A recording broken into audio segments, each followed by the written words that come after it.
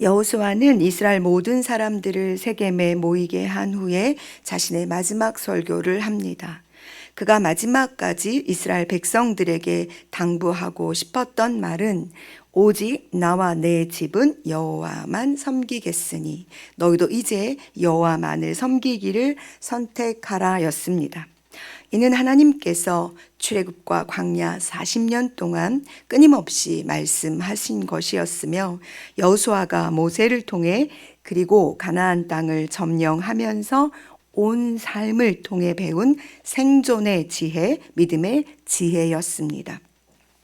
그래서 여호수아 24장 31절에서는 이스라엘이 여호수아가 사는 날 동안과 여호수아 뒤에 생존한 장로들 곧 여호와께서 이스라엘을 위하여 행하신 모든 일을 아는 자들이 사는 날 동안 여호와를 섬겼더라고 기록하고 있습니다. 그리고 이제 사사기는 여호수아가 죽은 후에 이스라엘의 모습을 담고 있습니다. 이스라엘의 백성들에게 이제 모세도 여호수아도 없습니다. 그들은 과연 여호수아의 바램대로 오직 여호와만을 섬기며 그분의 말씀에 순종하며 살았을까요? 광야를 통해서 배운 하나님의 말씀과 믿음의 여정들은 가나안 땅에서 어떻게 이스라엘 백성들에게 열매를 맺게 하였을까요? 이 일을 우리가 주목하여 보는 일은 매우 중요합니다. 우리에게 영적인 통찰과 믿음의 지혜를 깨닫게 할 테니까요. 저희가 읽은 사사기 1장은 사사기 21장 전체가 어떤 내용을 담게 되는지의 그림을 보여주는 것처럼 보입니다. 그들은 각 지파별로 땅을 분배받았습니다.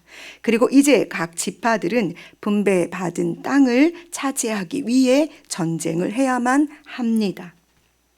여기서 이스라엘이 반드시 기억해야 할 사실이 있습니다. 그것은 하나님께서 광야에서 이스라엘 백성들에게 아모리 사람, 가나안 사람, 헷 사람과 브리스 사람, 히윗 사람과 여부스 사람을 그 땅에서 쫓아내시겠다고 말씀하신 것과 그 땅에 들어가서 스스로 그 땅의 주민들과 언약을 세우지 말라고 하신 이 말씀을 기억하는 것입니다. 왜냐하면 그들이 이스라엘 백성들에게 올무가 되어 하나님께서 싫어하시는 우상을 숭배하고 하나님을 떠나게 하는 도구가 될 것이라고 말씀하셨기 때문입니다. 즉 하나님께서 우리에게 주신 땅 가나안에서 우리가 해야 할 전쟁에서 가장 중요한 사실은 바로 하나님의 말씀을 기억하고 그 말씀에 따라 순종하는 것이 전부라는 사실입니다.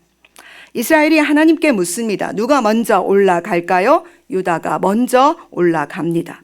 4절 유다가 올라가매 여호와께서 가나안 족속과 브리스 족속을 그들의 손에 넘겨주시니 그들이 베색에서 10,000명을 죽이고 22절 요셉 가문도 베델을 치러 올라가니 여호와께서 그와 함께 하시니라. 순종은 올라가는 것입니다. 즉 행함이 없는 믿음은 그 자체가 죽은 것이라는 야고보서의 말씀처럼 행함으로 우리는 하나님을 향한 우리의 믿음을 보여야 합니다. 그때 여호와께서 그 믿음의 행함과 함께 일하십니다. 우리의 믿음을 통해 하나님께서 일하실 때 바로 거기에 승리가 있습니다. 그러나 이스라엘 지파들은 하나님의 말씀을 다 준행하지 못합니다.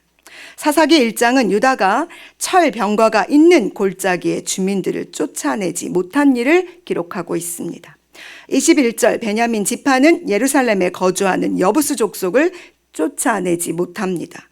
므낫세도 에브라임도 스불론도 납달리도 마찬가지로 그들의 땅에서 그 땅의 거민들을 다 쫓아내지 못합니다.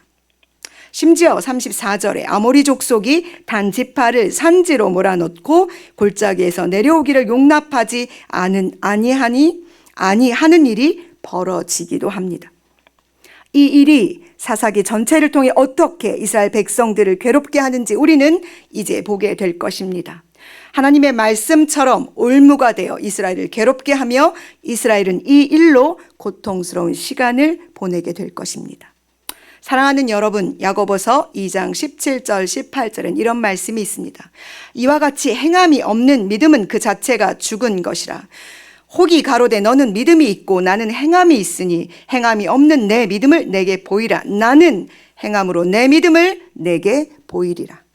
믿음을 보이는 삶, 그것이 하나님께서 우리에게 주신 이 땅 가나안에서 살아가는 지혜입니다. 믿음을 보이는 삶은 경계가 명확합니다. 불분명하거나 타협을 요구하지도 않습니다. 이 믿음에 순종을 하는 그 시작은 어려울 수도 있습니다. 그러나 우리는 하나님의 말씀에 철저하게 순종해야만 합니다. 우리가 순종하지 않고 남겨두는 그 무엇들이 바로 우리의 올무가 되어 우리를 괴롭게 할 것이기 때문입니다.